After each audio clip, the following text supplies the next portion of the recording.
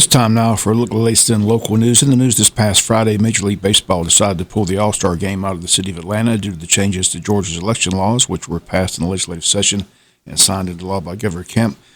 The governor didn't take long to respond, criticized Major League Baseball, saying they simply ignored facts, and talked about how the decision will simply hurt the Georgia economy.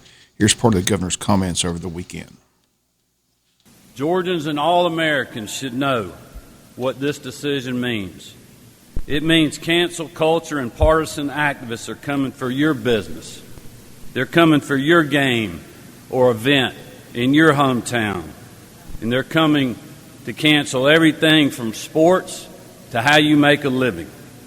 And they will stop at nothing to silence all of us.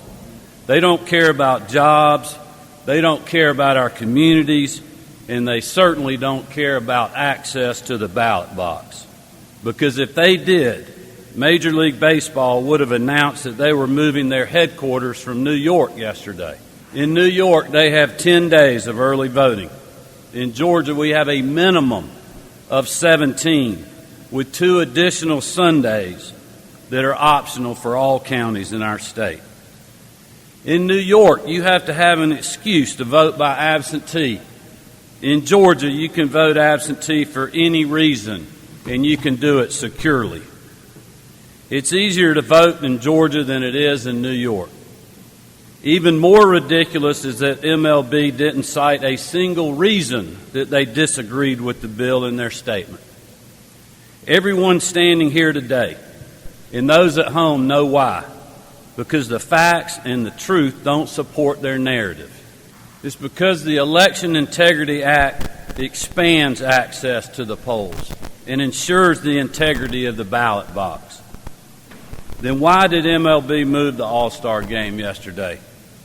Because Joe Biden and Stacey Abrams have spent days lying to Georgians and the American people.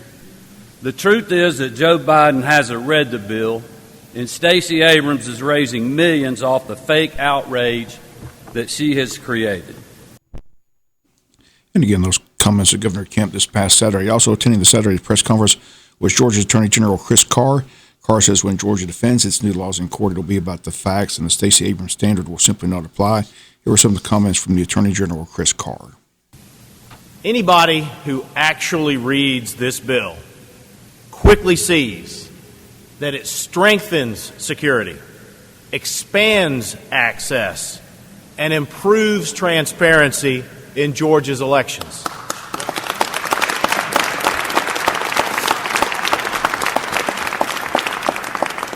Again, anybody who actually reads this bill sees how comparing it to the Jim Crow era, one of the most tragic periods in American history, where human beings were killed and truly were prevented from casting their ballot, is preposterous, irresponsible, and fundamentally wrong.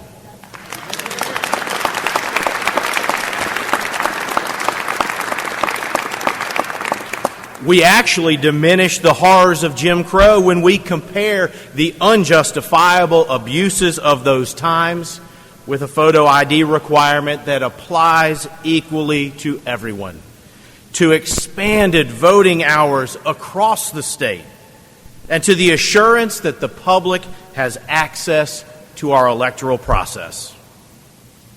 But that's exactly what Stacey Abrams, Joe Biden, Raphael Warnock, John Ossoff, and so many others have shamefully been doing over the past several weeks.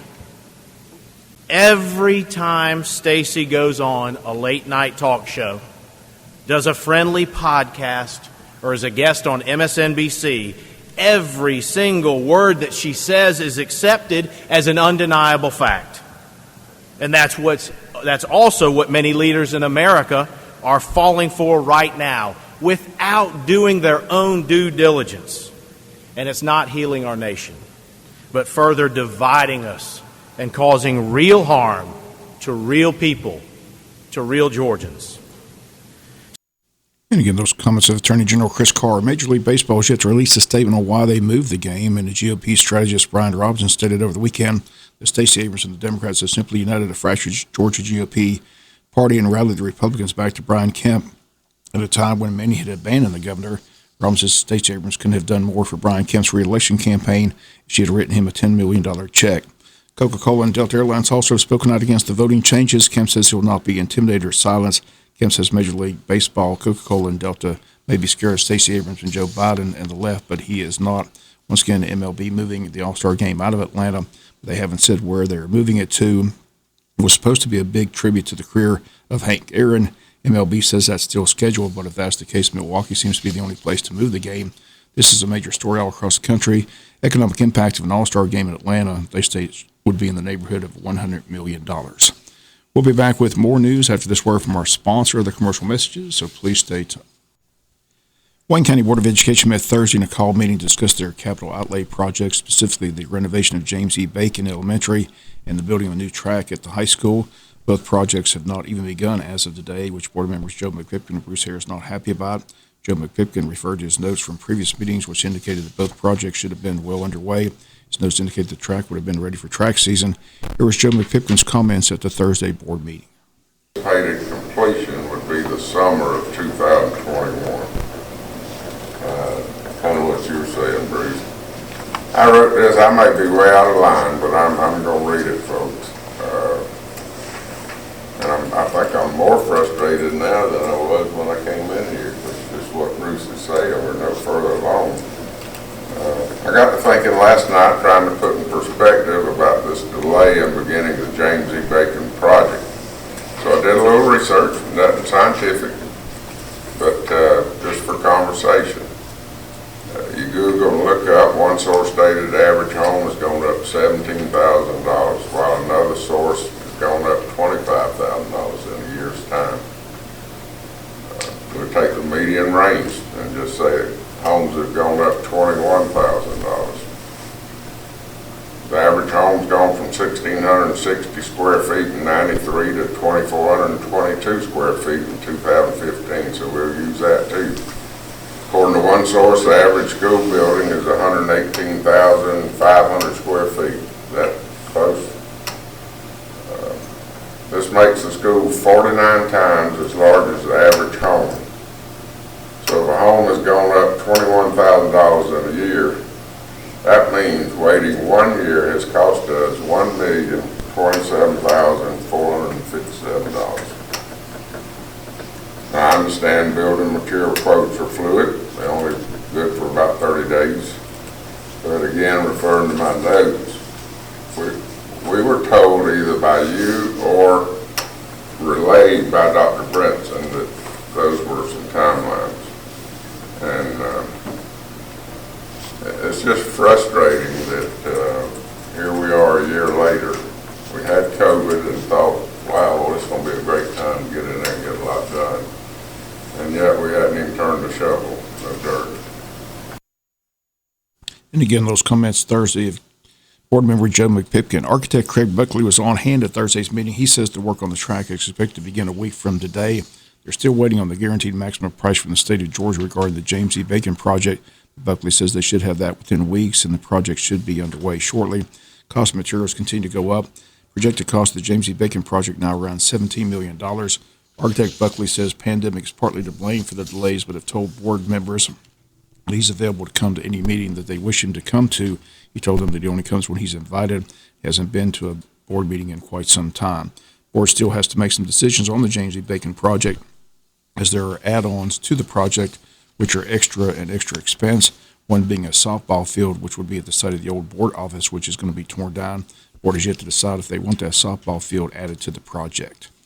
We'll be back with some final news notes after this word from our sponsor, the commercial messages, so please stay tuned. Final notes and news, both the Wayne County Commissioners and the Jesup City Commissioners have meetings this week. The county commissioners meet tonight at 7 p.m. at the Courtroom C. On the agenda is the approval of the architectural firm for the judicial complex.